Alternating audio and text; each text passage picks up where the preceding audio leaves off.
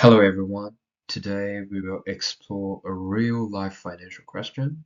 For young people in Sydney's middle-range suburb, it is smart to rent or to buy. This is not just a lifestyle choice, it is the biggest financial decision most people will ever face. And to answer it, we will use tools like PMT for mortgage repayment, data table for sensitive analysis, goal seek for break-even, and FV for investment return. So you will see not only the number, but also how we can use Excel function and financial knowledge to make sense of that.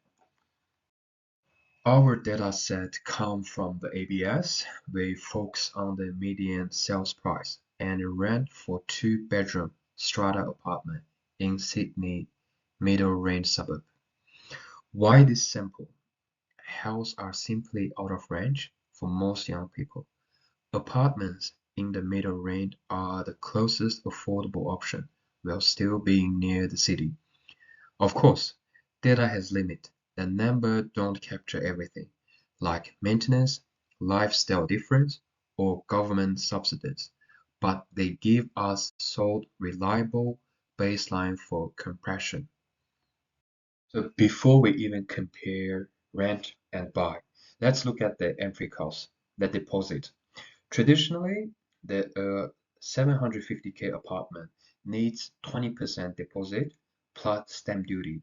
That is around 185K. For most people, saving that could take 7 years. But with the first home buyer scheme, it is only 5% and no stamp duty, about 42.5K. If you save $500 a week, that is roughly a year and a half. That that so the hardest part isn't the monthly repayment. It is save up the first deposit. Right, let's start with the big picture. From 2027 to 2021, and renting was clearly cheaper. In fact, it saved young people $1,000 to $1,700 every single month compared to buying. That is the money for a holiday or night out instead of going straight to the bank. But here's the twist. Those same years were also the best time to buy. Interest rates were at the record lows and the property value were climbing. Buyers were building wealth while renters had to be disciplined to invest their savings. So this chart gave us two lessons. First, cash flow reality, renting was cheaper. Second, the wealth trade-off, buying early meant reading the property bond, while renting only work if you invest the difference. Now let's zoom in on the actual difference between renting and buying. This is bar chart show how much more buying costs compared to renting. In Q1 2024, the gap was at its smallest, just around 1,300. By Q1 2021, it widened again to nearly $2,000. The reason is clear. Higher house price plus high interest rate made buying heavier. Think of it like your salary and expense. When costs rise faster than income, the pressure builds quickly. The takeaway? The rent by the rent buy gap isn't fixed. It moves with economy, so timing really matters. Now, let's zoom in on the role of the interest rate. Here we build a one variable sensitive analysis in Excel using the PMT function to calculate repayment across different interest rates. On the x-axis, we have the rate, and on the y-axis, the monthly repayment around 600K for 30 years loan. And the orange line climbs steeply at 2.8% monthly repayment, set at around $2,400, but push the rate up to 6%, and the repayment rocked to nearly $4,000. And that is a 60% jump in a cost caused entirely by the interest rate. Here's the key insight. Interest rates are the real game changer. They act like a thermostat for the housing market. A small turn of the knob stands to the temperature of repayment from warm to very hot. Now let's take things a step further. Instead of looking at interest rate alone, we run a two-variable sensitivity analysis in Excel using a data table. This heat map shows the monthly repayment when we vary both house price on the y-axis and interest rate on the x-axis. And here's the struggling finding. A 750K unit at 6.2% interest rate has almost the same repayment as a 1.1 million unit at 3.5. In the other word, the interest rate can completely earn the advantage of buying a cheaper property.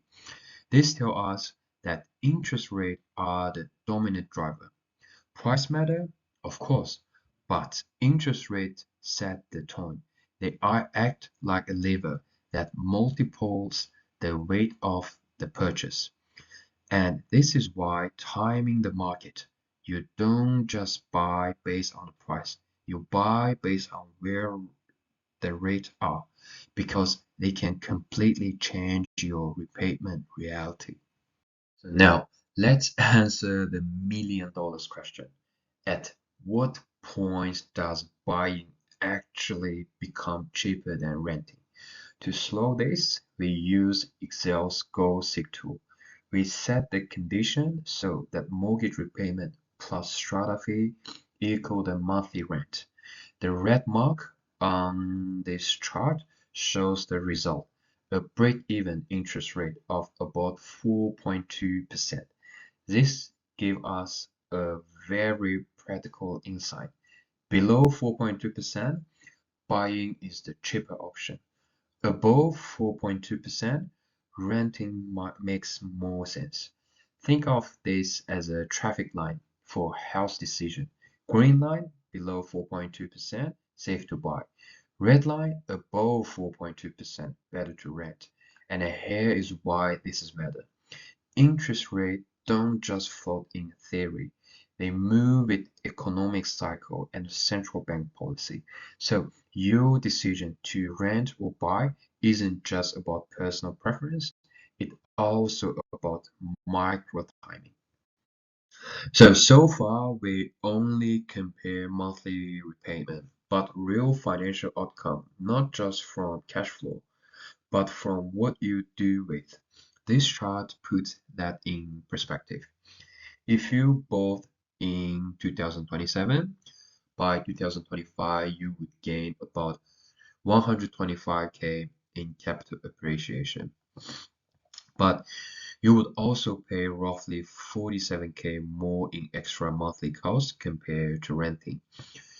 If you rent instead and invest those savings each month into the stock market or ETF at a modest 6% annual return, calculate here using Excel's FV function, you would have about 50K by 2025.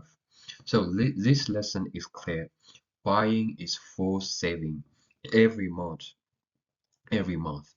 You have logged into building equity through the property market. Renting gives freedom, but that freedom only creates wealth if you actually invest different. It's like the difference between joining a gym with the mandatory class virus training on your own, and one forces discipline, the other demands self-discipline. So finally, let's bring everything together. Rent, buying cost, and interest rate on one chart. Here's the story become crystal clear. Interest rates act as the main driver. The moment they go up, buying cost blue shows higher almost instantly. Rent, on the other hand, adjusts more slowly. They lag behind, reflecting the market catching up. This review important truths. Housing truths for young people are not just personal decisions, they are shaped by microeconomics and central bank policy. Think of it like just a weather. You can choose whether to wear a jacket or a t-shirt, but ultimately it is the climate, interest rate that decide if you feel warm or cold. So the conclusion is not just renting is always better or buying is always better.